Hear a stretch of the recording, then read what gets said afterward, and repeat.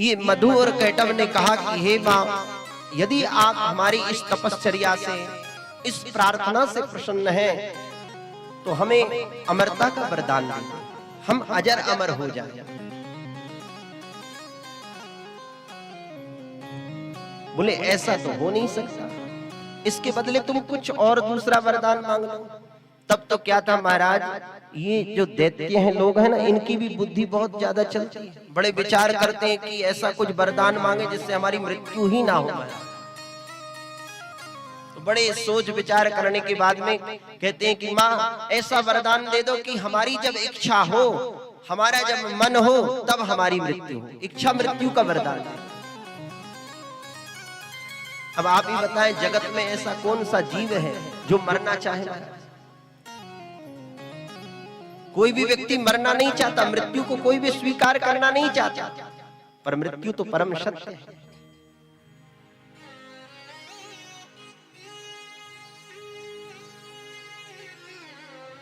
कितनी निष्कृष्ट योनि में भी जीव चला जाए तो भी जीव मरना नहीं चाहता।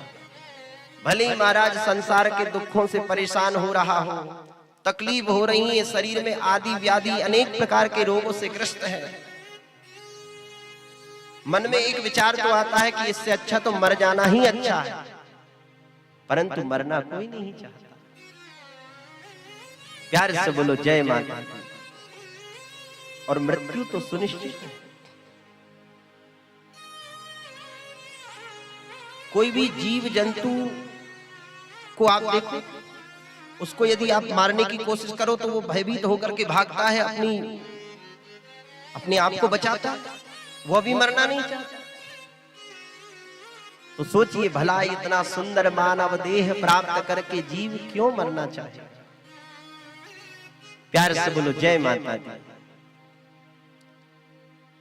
एक बार एक राजा ने अपने राज्य के पंडित जी, उनके राज्य के जो राज ज्योतिषी थे, उनसे पूछा महाराज एक बात बताओ, मेरी जब मृत्यु होगी तो मृत्यु के बाद मुझे दूसरा जन्म कौन सा प्राप्त होगा, कौन सी योनि में मैं जाऊंगा? राजा के जो राज ज्योतिषी थे बड़े त्रिकालज्ञ थे, वर्तमान काल, भूतकाल, भविष्य काल को जानने वाले थे। उन्होंने बड़े विवेक पूर्वक विचार करके कहा, राजन तुम्हारा तो अब जब मृत्यु के पश्चात जब दूसरा जन्म होगा तो तुम्हें सूकर का जन्म प्राप्त होगा। अब राजा साहब बड़े विचार में पड़ गए। अभी तो राजा का जन्म हुआ, अभी तो राजा बने, मनुष्य शरीर प्राप्त हुआ, और अब मृत्यु जब होगी तो उसके बाद हम क्या सूकर बनेंगे? अच्छा महाराज ये भी बता दो कि हमारा स्वभाव कैसा होगा और हमारा स्वरूप कैसा होगा और रंग कैसा होगा, ये भी बता दो, कम से कम पता तो होना चाहिए। राज ज्योतिषी कहने लगे, देखो राजन, तुम्हारा जो स्वभाव होगा बड़ा शांत होगा, और तुम्हारा जो रंग होगा एकदम थोड़ा काला रहेगा, सामने से थोड़ा सफेद सफेद सा टीका रहेगा। अच्छा महाराज। अब तो राजा अपने पुत्रों से कहने लगे, देखो बेटो ध्यान से सुनो, मेरी मृत्यु के पश्चात मुझे सूकर की योनि प्राप्त होगी, इसलिए तुम एक काम करना। और ज्योतिषी ने यह भी बता दिया था कि किस नगर में, किस गांव में तुम्हारा जन्म होगा, किसके यहाँ जन्म होगा। तो राजा ने अपने बच्चों से कहा, बच्चों ध्यान से सुनो, मेरी जब मृत्यु हो और मृत्यु के पश्चात मुझे जब सूकर योनि हो तो एक काम करना, तुम मुझे तुरंत मार डालना, ताकि मुझे उस यातना रूपी शरीर से, उस दुखमय योनि से, नारकी योनि से मुक्ति मिल जाए। प्यार से बोलो जय माता दी। राजा की मृत्यु हुई और राज ज्योतिषी की कहे अनुसार उसका दूसरे जन्म हुआ तो उसे सूकर की योनि प्राप्त हुई। राजा के बेटों को जब पता चला तो राजा के बेटे तलवार लेकर के पहुंचे,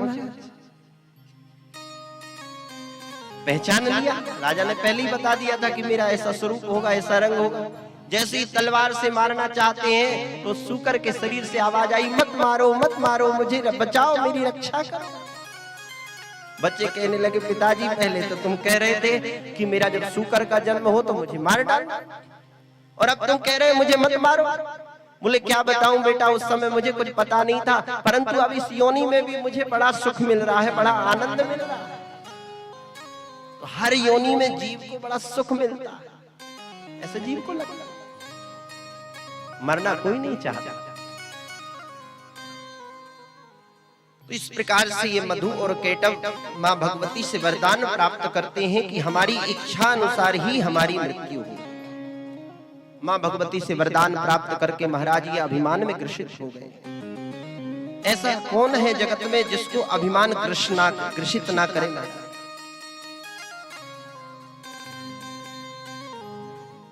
बड़ा इनको मद आ गया, बड़ा अभिमान आ गया। इधर उधर विचरण करने लगे कि हम किसी से युद्ध करना चाहते हैं, हमारे बरोबरीदार कोई मिले तो हम उससे दो हाथ करेंगे। कोई तो मिला नहीं महाराज। एक समय की बात देखा इन्होंने, एक पद्म कमल के पुष्प कमल के आसन पर एक 4 मुख वाले ब्रह्मा जी विराजमान। उन ब्रह्मा जी के पास में जाकर के कहने लगे, बाबा जी कुछ लड़ना झगड़ना जानते हो?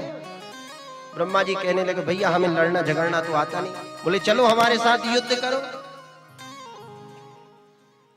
ब्रह्मा जी सोचने लगे कि हम इनके बल को नहीं जानते, इनके पराक्रम को नहीं जानते, और बिना किसी के बल पराक्रम को जाने उससे युद्ध भी करना बेकार है। यदि हम इनसे क्षमा मांगे या इनके दास बन जाएं, तो इससे भी हमारी जगत में बड़ी निंदा हो।